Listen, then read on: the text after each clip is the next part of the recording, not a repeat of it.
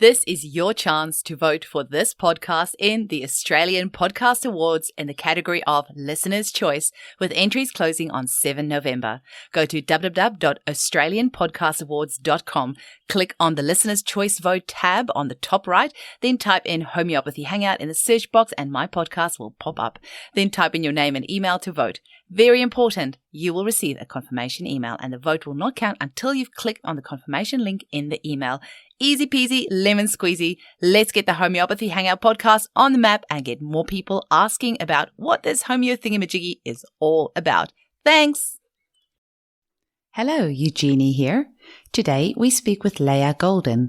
She's a homeopath in Victoria with a passion for offering natural options for great health. She uses both classical and modern homeopathic techniques, along with nutritional and lifestyle advice, and her main aim is to find the best way to help each individual improve their health and stay free from stress and disease. So if you recognize her surname, Golden, you might know that she is the daughter of Dr. Isaac Golden, who is one of Australia's most experienced homeopaths and world authority on homeoprophylaxis. And she has had the opportunity to work alongside him for many years. And homeoprophylaxis is also an area that Leiah has continued to specialise in. So I have to apologize for the episode cutting out right at the very end. So we had a terrible internet connection and luckily was able to edit out most of the lags in the connection. So it makes for easier listening. We cover some controversial topics in this episode, and I just want to make it very clear that we are absolutely pro-choice on all fronts and support our clients in whatever their health decisions are. So we hope you enjoy this episode. Thanks for listening. Welcome to the Homeopathy Hangout podcast, where we discuss all things homeopathy from around the world. And now, your host, Eugenie Kruger. Hello, everyone, and a very warm welcome to Homeopathy Hangouts. Today, we are hanging out with homeopath and mum, Leiah Golden. Welcome, Leiah. Hi, thank you. Thanks so much for having me today. It's a pleasure. So I'd love to hear your story. I think I know how you might have found out about homeopathy, but I think maybe the general public might not. Can you tell us how you got into homeopathy? Yeah, so my story doesn't have one of these sort of amazing, miraculous cure kind of stories, which I love those ones. I just inspire people from totally other lives and areas of work to become a homeopath. So mine was a pretty simple journey there, because my dad's a homeopath. And so I grew up with, I was homeopathically immunized. I used only homeopathic medicines. Oh, no, we used some herbal medicines too. And, of course, I'm sure there was times that we would have used Western medicines if needed. But it was just second nature to me to always sort of think of medicines being these delicious little white pills. But don't worry, there was plenty of cod liver oil straight from the bottle and raw herbs, so I also got the other side of it. And so I always actually knew I was going to be a homeopath. I knew it from when I was really little. I remember sneaking into my dad's office when he wasn't around and pretending to make up remedies and eating them, of course, all the pillules, but like pretend. And now I catch my daughter all the time in here. She actually ate a really crazy remedy the other day and I was like, oh, it's going to happen. But yeah, so I always had this sort of feeling I was going to do it. But of course, you go through primary school and high school and you kind of get to the end. And I remember Dad, he was working at the Australian College of Natural Medicine. And when I went to finish, got to year 12, he goes, look, choose any course and I'll help you pay for it. Oh, maybe he said I'll pay for it. I can't remember. And, I'm sure he was holding like the homeopathy sort of degree with his finger, but I was like, what's the shortest course? I was like, oh, massage, I'll take that. And he was like, oh, okay. So I did massage and I absolutely loved it. Went back to do a diploma of remedial massage. And I have been massaging now for 20 something years, 20 years maybe. And, but wow. At about 26 or 24, 25, I thought, oh no, I really just need to do homeopathy now. But it was I realized there's so much emotional work that is needed in homeopathy. So you need to have, for me, I felt I needed to have this level of kind of maturity and I wanted to party a little bit. So I was like, I want to have fun, be a bit crazy. And I felt like I couldn't do that if I had to be serious like my dad, if that's what a homeopath takes. So it wasn't until I think I started my degree at about 26.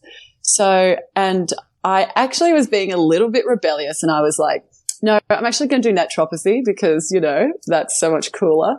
And I'm sure my stepmom at the time, Anita, would have loved that because she's an amazing naturopath.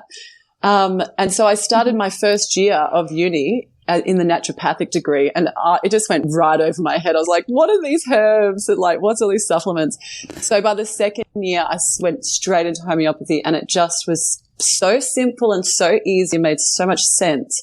Whereas some of the naturopathic students, because we overlap in a lot of our courses, they were like, what is this stuff? It just doesn't even make sense to me.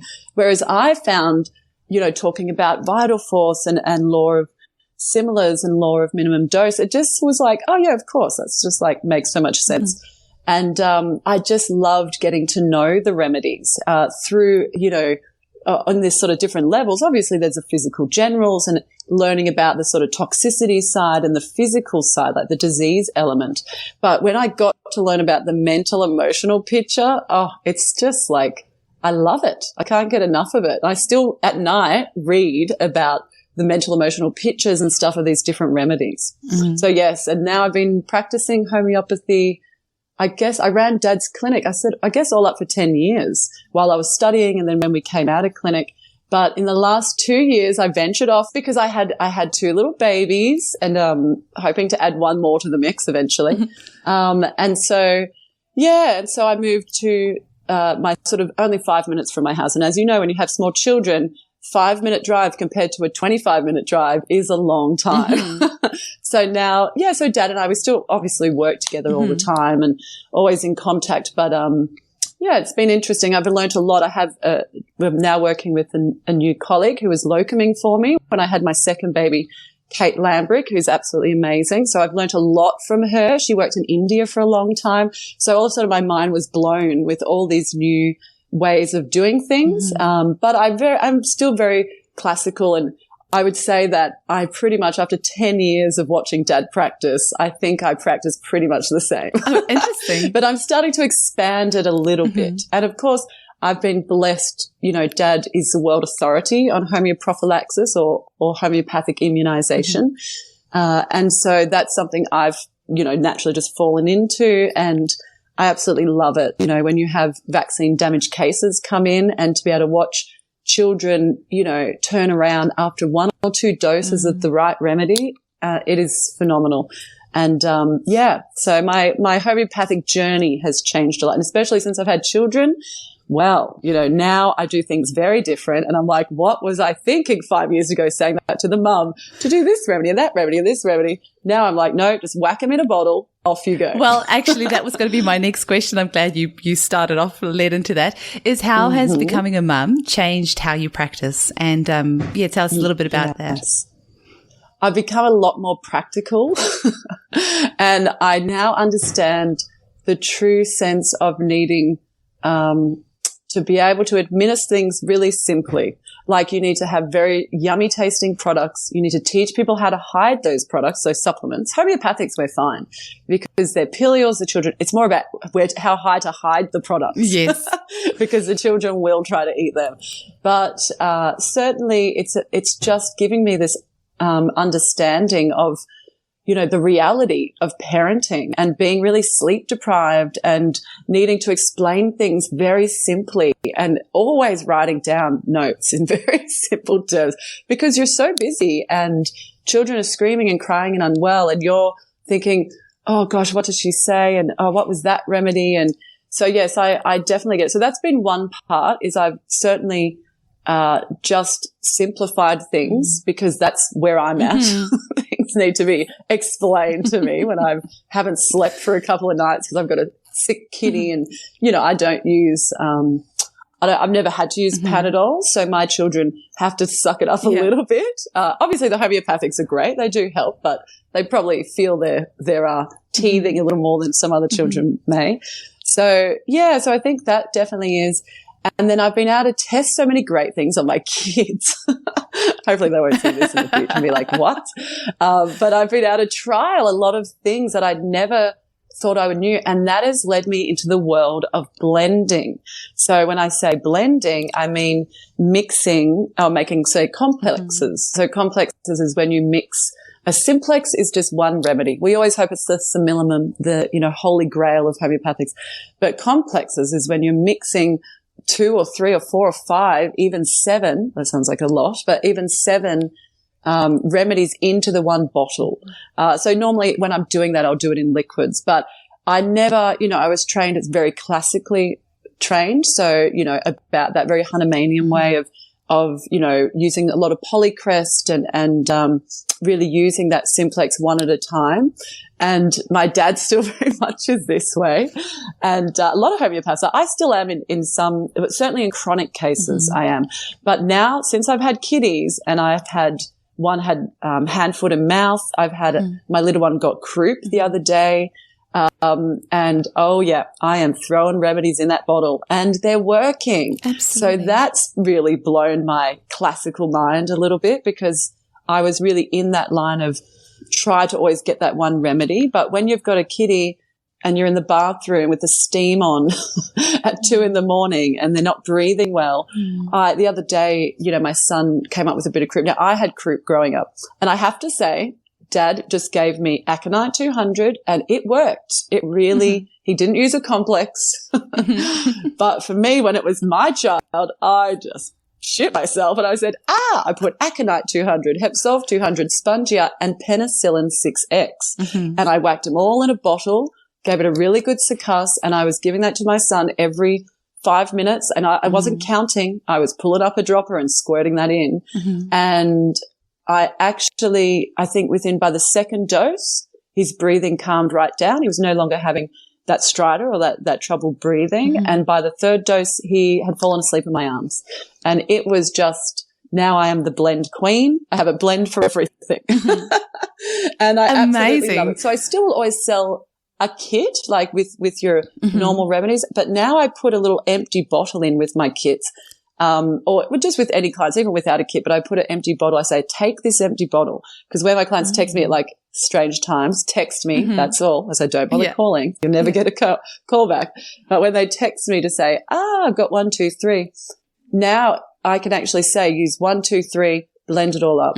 So yes, I am loving, this year has been my year of blends. I love it. And I think that's why been a lot of fun. Why us homeopaths can be such a wacky bunch, because we all prescribe so differently. And I do think that part of the success is like having that connection with a homeopath, but also I feel like homeopathy is endless. It feels like there's so many different ways of prescribing. There's 8,000 different remedies. Like I don't feel we can ever box ourselves. Like we have to stay open-minded and try different things. And at the end of the day, if the blends are working, it's working. Your child had croup, now he doesn't. The proof is in the pudding. And whether that's a single remedy or a blend, your child is happy and healthy, and that's all that matters. What sort of other blends have you found really useful?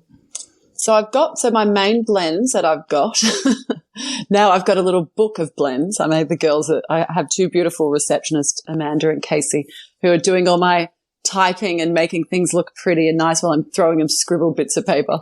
And so I've got the persistent cough blend. So this one's been quite interesting year. So, I will say I work with a lot of mums preventatively. So I have a lot of mums that I treat here and there, but it's more about homeopathy, like all natural medicine. We always are about preventative health first and then cure after. And so I usually don't have these kind of coughs that hold on so long. So obviously I live in Melbourne, very cold, very wet, a lot of respiratory stuff in winter. And I usually only need a couple of, remedies here and there, a bit of Drosera maybe, some Hepsolve is always a big one down here. But this particular one that came up, and it was actually before winter this year that it came up. It was just, it was coming back. It was just that constant, dry cough that would go for weeks. Even it went into months. You would think it's like a whooping cough, but it wasn't. A few patients got their kiddies tested. It wasn't whooping cough. And it wasn't COVID. Don't worry. I had seen a few COVID cases, but they certainly weren't that full on actually. But yes, it just hung around. And so I made this great blend. I almost like hate saying what's in it because there's so much in it. I feel like, oh, I'm so embarrassed. But I will say, and I do tailor them a little bit. I do tailor them. And Dad always picks on me. He's very classically trained. He was calling me a Frenchie the other day, a French homeopath, because they love their complexes. And I'm not like the French. I do not use low potencies. I love high potencies. I am not scared to use 200s, 1Ms. Like I will, for acutes, I don't mind. Maybe I'll just say what's in this one. So I put in Hepsolf, aconite, pulsatilla, penicillin 6X, and then I actually put in basilinum in a 1M. So basilinum is it's a great remedy, very deep acting type remedy. It's a no-so, so a remedy made from diseases. And it is one that has been used for sort of that chronic cough when it's sort of really holding in there. So that was a really good blend. And of course, I've been adding in my favorite remedy, which is actually a homeopathic remedy called Notikel, and it's a homeopathic potency of penicillin in a 6X.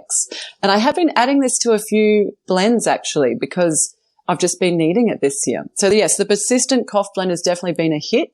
Okay. I was just going to say that this winter has been, and as you said, almost before winter. I mean, we've had the wettest July in Perth that we've had in 20 odd years, but I do think there are more factors to this cough that's just been going on. Yes. Same. Clients of mine who have kids who are so healthy and never have issues with coughs have actually really struggled this past 3 or 4 months with coughs that are just not going away, and loads of weird symptoms. Sorry, I don't have any other better way to describe it, but weird symptoms. People who just don't normally get sick are getting all sorts of weird things happen to them. And I'd love to have a chat with you about that and your thoughts about why that might be.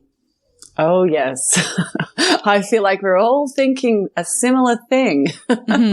So, yes, I would happily, it's good to talk about hot topics. We all love having great blends and knowing all these great tips and things. And I'd happily share, different blends that I've had success with anyone if they ever wanted to know.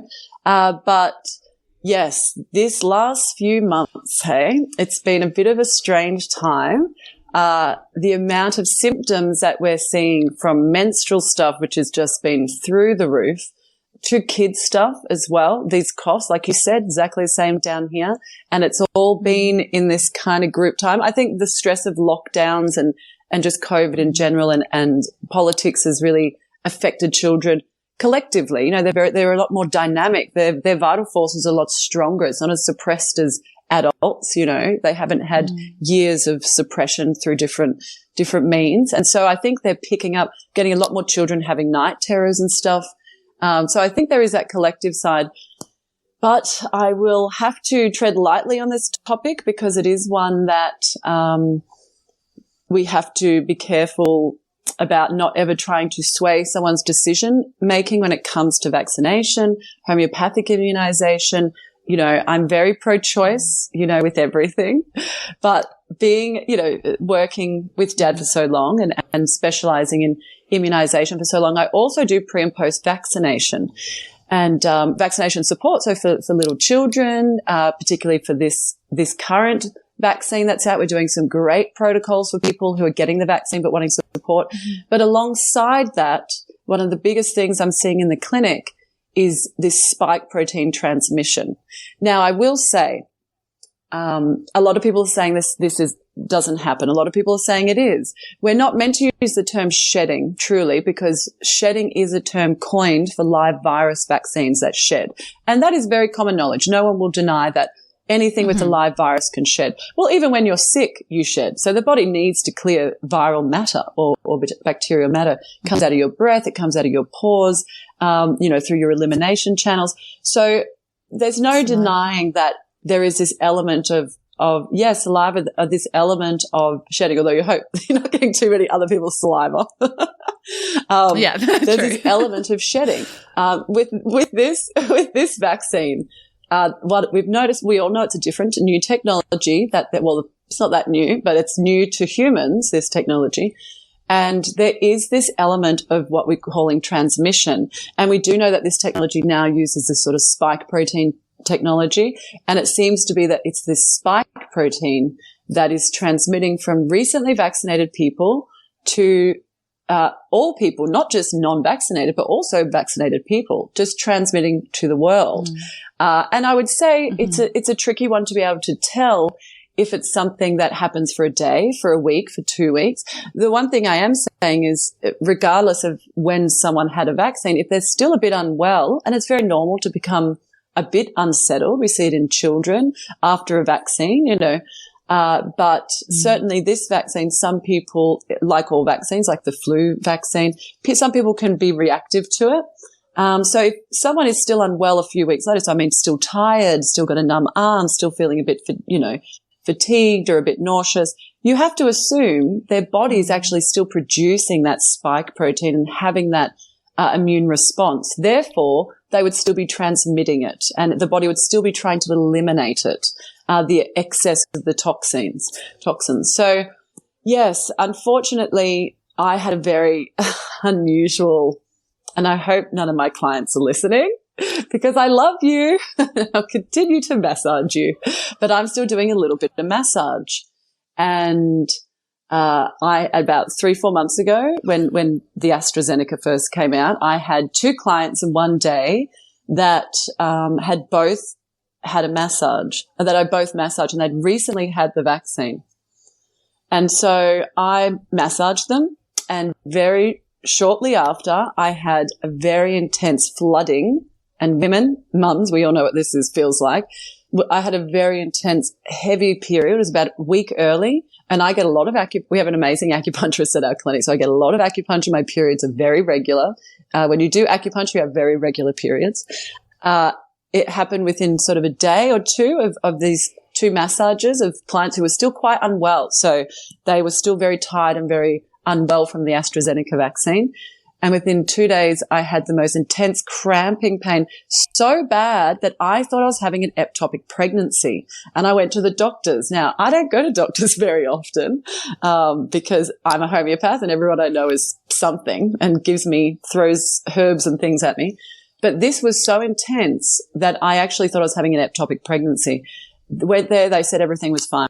So here I am, kind of in denial, because I'd already heard this overseas and in other countries which had the rollout earlier about women having miscarriages and having really bad, women in menopause getting their periods back. And there is still this science within me that I like to see it, to believe it. And I thought also, surely I'm not that sensitive. I'm very robust. I've got a good vital force. But sensitivity doesn't always mean you're not going to get something. In fact, a good, strong vital force means you're probably going to react to it quicker than someone who's got a more suppressed vital force. Not trying to show off about my vital force, of course. So I had a really intense reaction, and for about 4 or 5 days, constant cramping. Went to the doctors. They said, no, there's nothing wrong. I was always like, oh, damn, I wasn't pregnant. When you're trying for a baby, you're like, every day you're like, I better be pregnant. Finally called up my dad, and no one wants to tell their dad about their menstrual cycle. But I was like, Dad, is this real? Is this spike protein transmission? Is this real? Could people have such a strong reaction? Told him about my response, and he said yes. And I was like, oh shit, I should have asked you a week ago. But I was trying CPR. I was trying all these different ones to help with the cramping and the pain. Nothing was working. Finally, he told me about the Buthus australis, so a homeopathic potency of scorpion. So I think it is derived from the toxins, if I'm correct. Mm-hmm. And of course, we know with homeopathy, so many of our best remedies are made from poisons and heavy metals and diseases. Some of our strongest remedies come from very unusual sources. And so I took a dose. So I drove up, because Dad doesn't live far from me, drove up to his house and took a dose. And within 10 minutes, the pain subsided. And I didn't need a dose for the rest of that day. And then I had another dose the next day. And within a little while, it was all clear.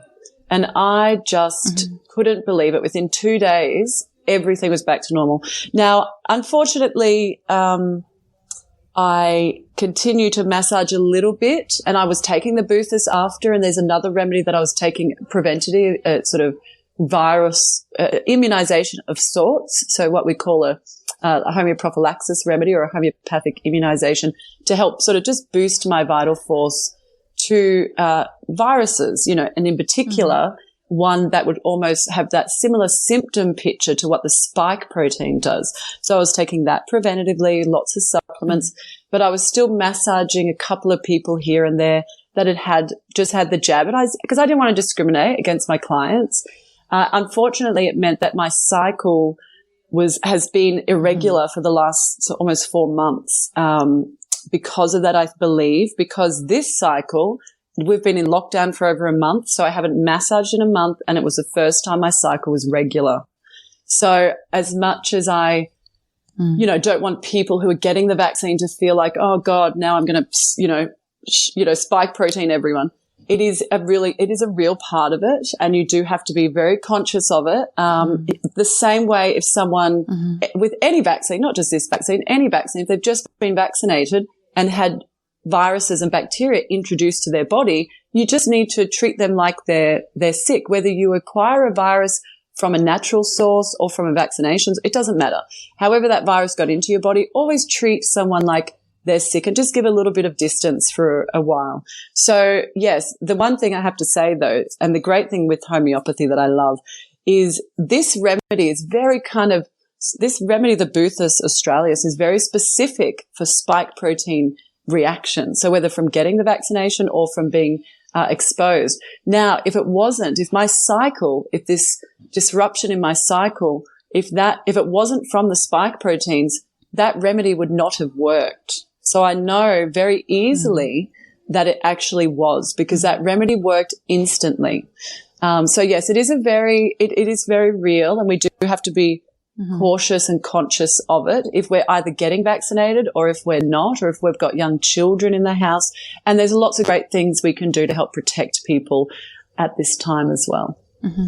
I am so glad that you spoke about this, and you're so brave to say this, because, more people really need to speak up about what's happening. I felt a little bit vulnerable. It's actually in my podcast with your dad just last week that he said about what he's seeing in his clinic with all this unusual menstrual cycles. And then I said to him, well, you won't believe this. Actually, just the day or two before this interview, I had my first irregular bleed in my life ever. And I've had menstrual cycles for 30 years. They're normal. I've never had any issues.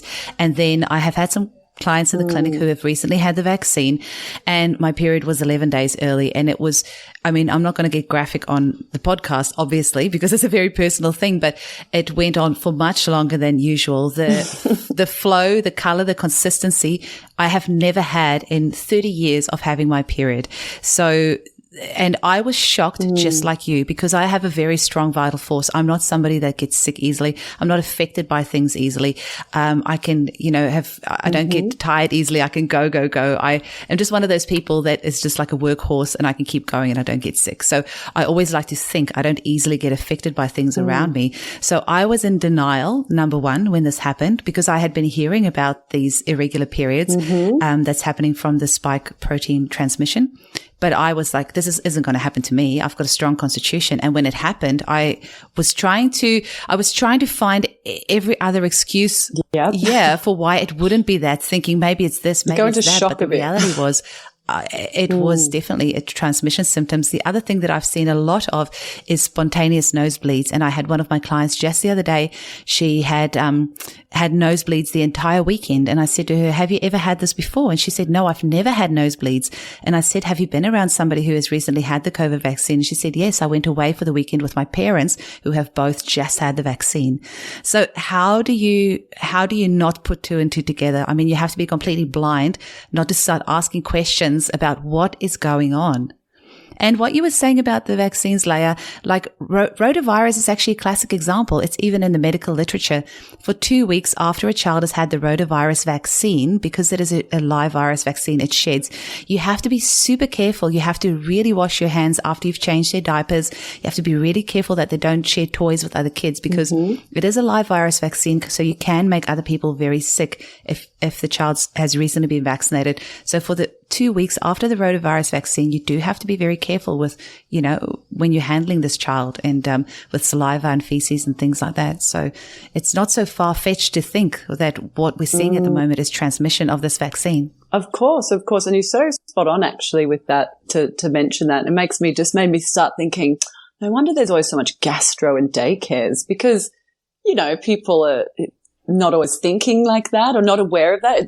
The doctors don't tell you that.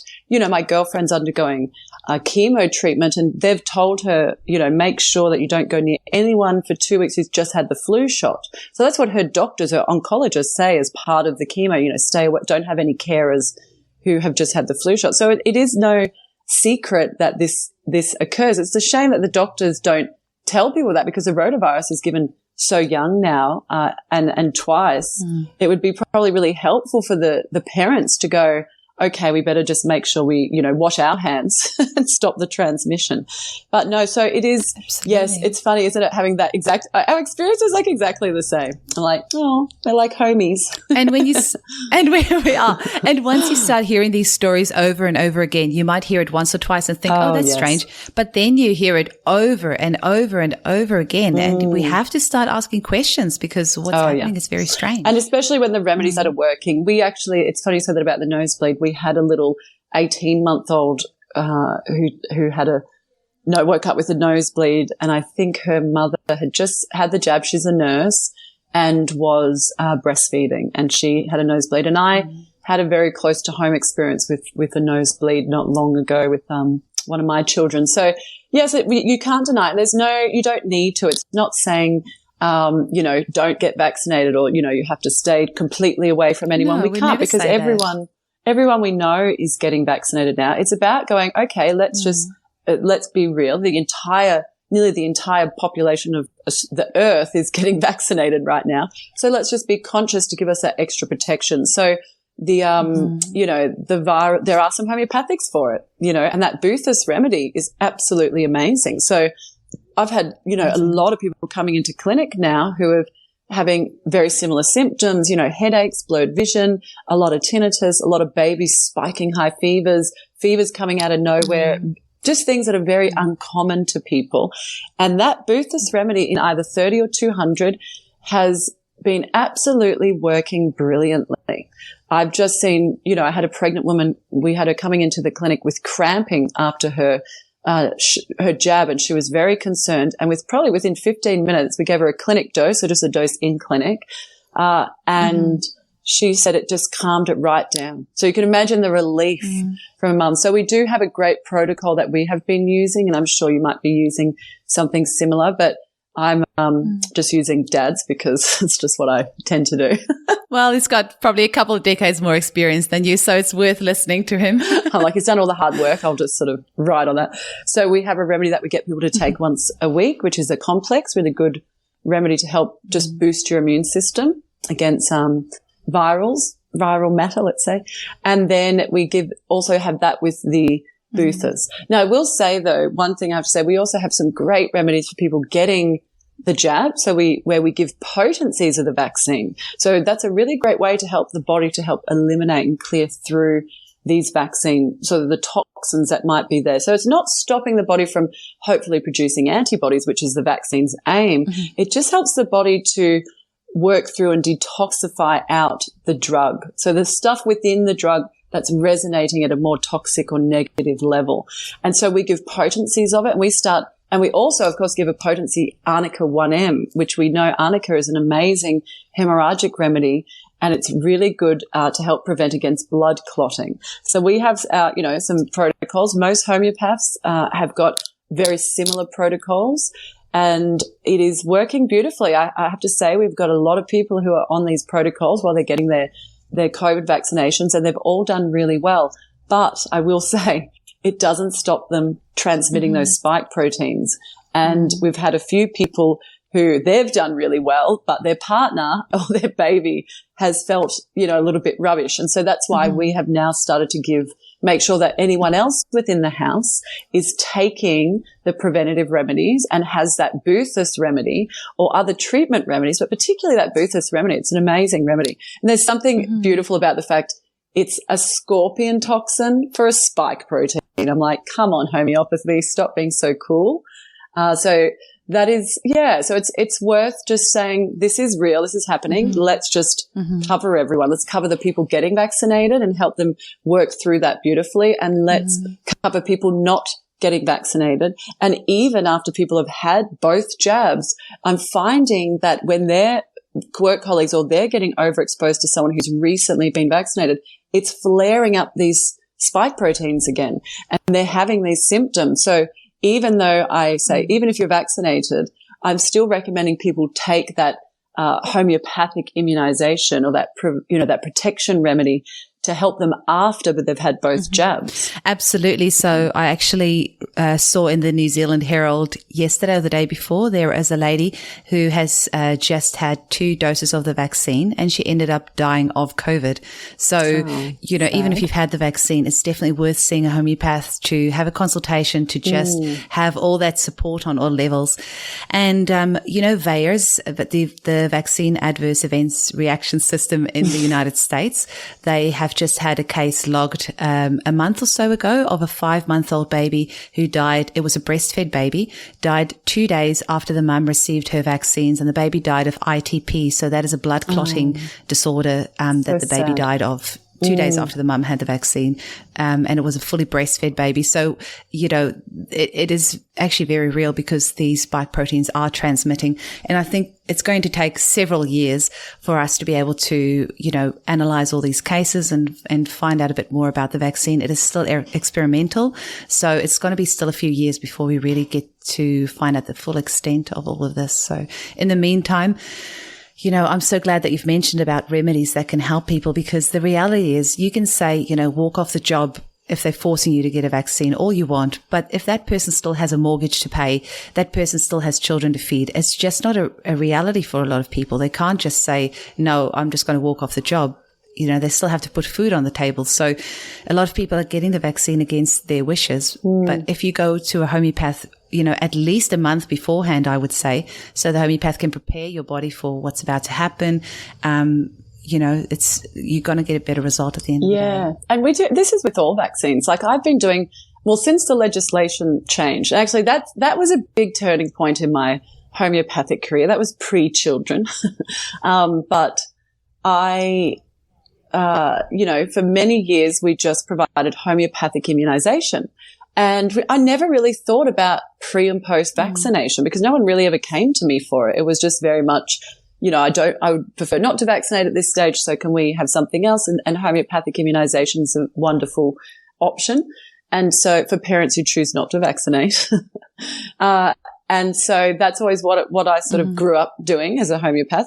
And then all of a sudden, particularly in Melbourne, they changed the legislation very quickly to no jab, no pay.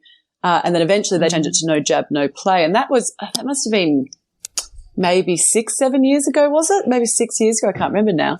And all of a sudden our clinic went from homeopathic immunization. And then we did a lot of vaccine damage work or work helping children whose parents believed that they'd had some kind of injury or they've never been well since the vaccination. If a parent comes to me telling me that's what they saw, I believe them. I would never doubt a parent because we spend a lot of time with our children. We know them pretty well. And so I all of a sudden was in this world of vaccine support. And so we came up with a very simple naturopathic program. So naturopaths have been doing this for a long time. And I'm sure homeopaths have either. I had just never done it before. And so now I have I would say it's almost 50-50. My client base, my mamas and dads who come in with children, a bit concerned about the vaccinations, who still want to vaccinate but just want to do it in the safest way possible, and some who don't want to do it but just have to because they need to for financial reasons or, as you're saying, for different reasons. And so we do really good work, and I love to do this pre and post supplementary support, but we also give potencies of the vaccine to take afterwards. And even in little 6-week-old babies, I do this with, and they work beautifully. Of course, I do split the vaccine, so not split them up into tiny little ones, but I do always try to recommend to do don't do too many on one day. So I wouldn't be doing Prevnar and rotavirus and Infrahexal all on one day. For me, it's much easier if parents are happy to do sort of Infrahexal on one day and then maybe a couple of months later, then do the rotavirus, and then a few months later, the Prevnar, which is your pneumococcal, because then I can see what they possibly are reacting to if they do react. But we can also do this really good support work and keep their immune systems good pre and post. So, yeah, there's so much great stuff out there. You don't have to feel like, for me, I think if everyone did pre and post vaccination support with their children and did hopefully try to split the vaccines up a little bit, so they're still getting the same amount of vaccines but just in a much more gentle schedule, I don't think I would have as many vaccine damaged clients that I see. So it's a shame that this isn't just something that we could implement. Maybe one day I'll make best friends with one of the politicians, hey? Or maybe we'll just vote Dad in. That would be great. The Health Australia Party. That would skip that issue.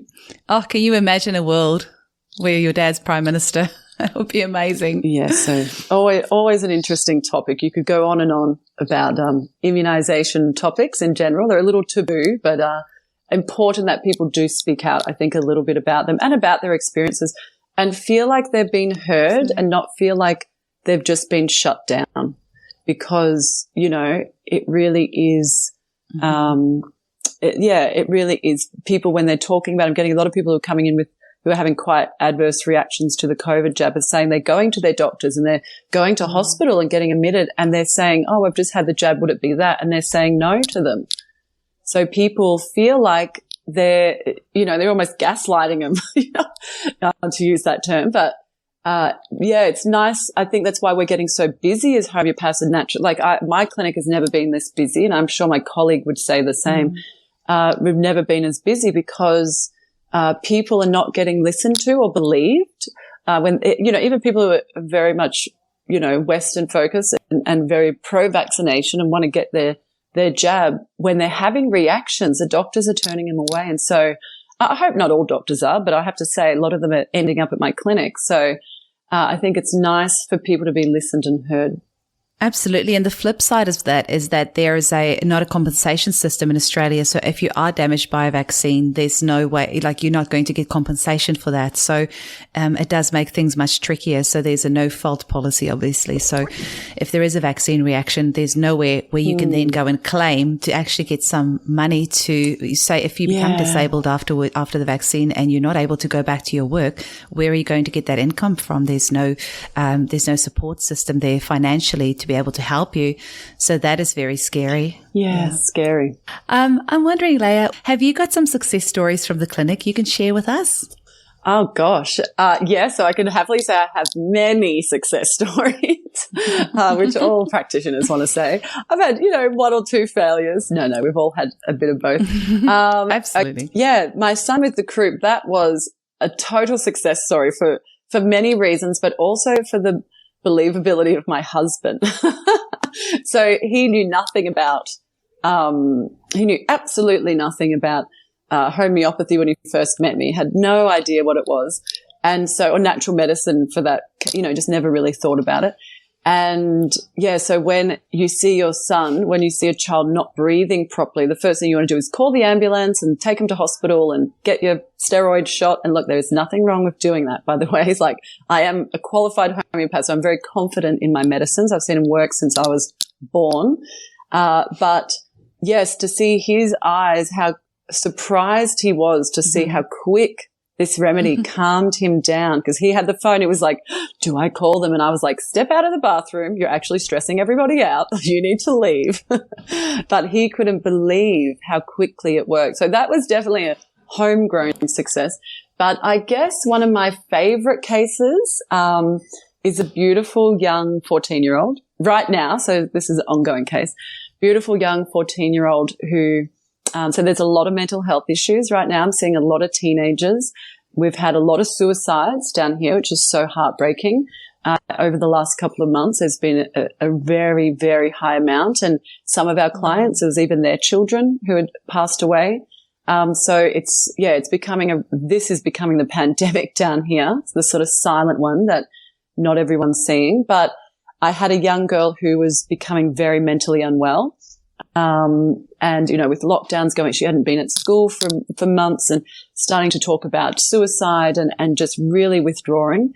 And so her parents, you know, they've tried some medications, wasn't quite working, and taking her to a psychologist, which just, you know, she was just getting progressively worse. And so I just said, you know, let's bring her in, let's have a talk. Despite the laws, I saw her face to face.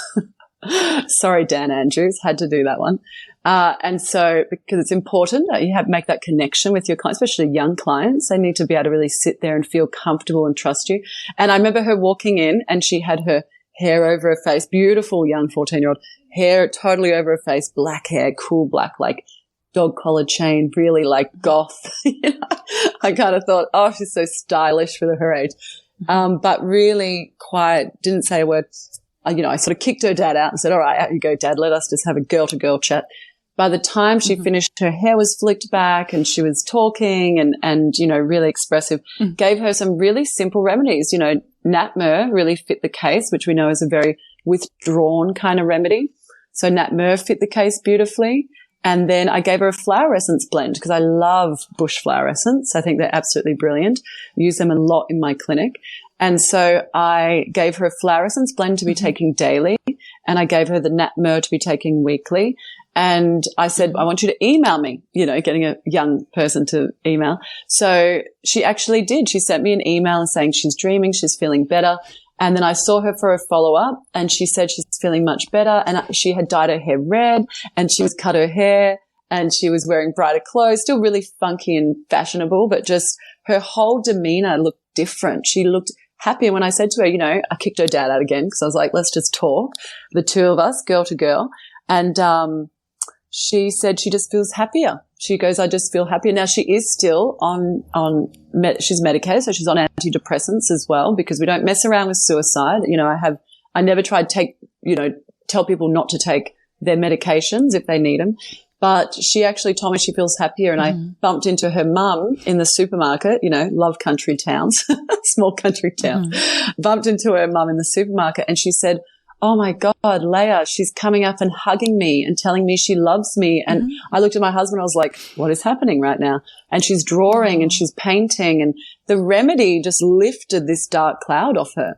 So even though she was taking the medication, so, you know, the antidepressants and so on, they still weren't making her happy. They still weren't working in a sense. So now together, that combination of the homeopathics, the daily flower essence, giving that, you know, beautiful energy and adding that to her vital force, it's really unlocked something. And we know Nat Mur is such not a remedy I give to that many children, you know, but she needed that Nat Mur. She was in a very dark place. And just to hear a little 14-year-old say they're so happy and to see the physical transformation from this black hair covering her face to this like cool, short red, bright red cropped hairdo with her face, gorgeous eyes out there for the world to see. It was so good. It just makes my heart happy. Very happy to be a homeopath when you have days like that. It's wonderful when you get clients come in and they have those physical changes and when they walk in the clinic, you're like, whoa, you've changed. Yes. Tell me what's happened. Yes. So I'm wondering, Leiah, just before we finish off, what is your top 3 remedies for you personally? Like what's your 3 favorites that if you were stuck on a deserted island, they were the only 3 that you had? So I would say my favorite 3, because I have a son who's always hurting himself, arnica, for some reason. I feel like he's living on arnica. So I'd always say aconite. Aconite 200 I have a very personal connection with because I suffered a bit of croup growing up. And so I learned how to use, you know, my dad taught me how to use that remedy very early on and I would take it to school with me. And every time I couldn't breathe properly or I'd feel myself go into that kind of panic, I would take it and it would calm me down, you know. And so that remedy, and even now, it's just such a great remedy to have. If I was going to choose one remedy to take with me, it would actually be aconite. And also it's, you know, when people are really emotional, you know, for panic. So yes, definitely aconite. I guess arnica. And then I'd want to always put in like an immunization for like my health because that is such a great way to just boost your vitality. So the 2021 VPN remedy, the one we're actually taking now, I think is amazing. It's actually the 3rd it's the third version of this chain of remedies. And I loved the first. It was pretty strong, a few weird reactions, but I loved the first. But yeah, I would almost take a remedy with me to help boost my vital force through it. But yeah, I'd say aconite, definitely top one. Arnica I just use a lot of because of children falling and, hurting themselves, country kids, And good old-fashioned homeopathic immunization to keep me and myself and the family super healthy. Actually, I'd love to know what your top 3 are. Well, actually, that's very funny because I always ask all all the guests what their top 3 are, and knowing full well that if somebody was to ask me that, I don't know if I could answer it. But I think absolutely arnica and aconite and nux vomica, I think, would be my 3 that I couldn't live without. Beautiful. No, I'm always interested. Oh, good. So we've got at least a couple on the same page. So, Leiah, how can people get hold of you and the work that you do? Thank you for asking. So I have a little clinic in Sunbury called Holistic Health Macedon Ranges. Now it's funny because it's not in the Macedon Ranges anymore, but it was for many years. So we have our little clinic, Holistic Health, where it's myself and Kate Lambrick, who's an amazing colleague, and actually now her husband, Mark Lambrick, has joined our homeopathic team. So that's really, we're very lucky. And then, of course, Dad and I always work sort of together with clients if we need to and so on. And so I'm there. I do have 2 websites. So I've got Leiah Golden Homeopathy, which is just my own little website, which is just, they're just quite simple. And then, of course, I also have the Holistic Health Macedon Ranges website. So there's a few things there that you might want to have a look at. With the homeopathic immunization side of things, I usually refer people straight to Dad's website because he's got some good articles and things like that. I like to, fly under the radar. I always say to Dad, you're almost at the end of your career, so you just get out there and I'll just cruise underneath while you're flying high. I'll just be like the little birdie underneath in your shadow so that I can get to 30 plus years of this career.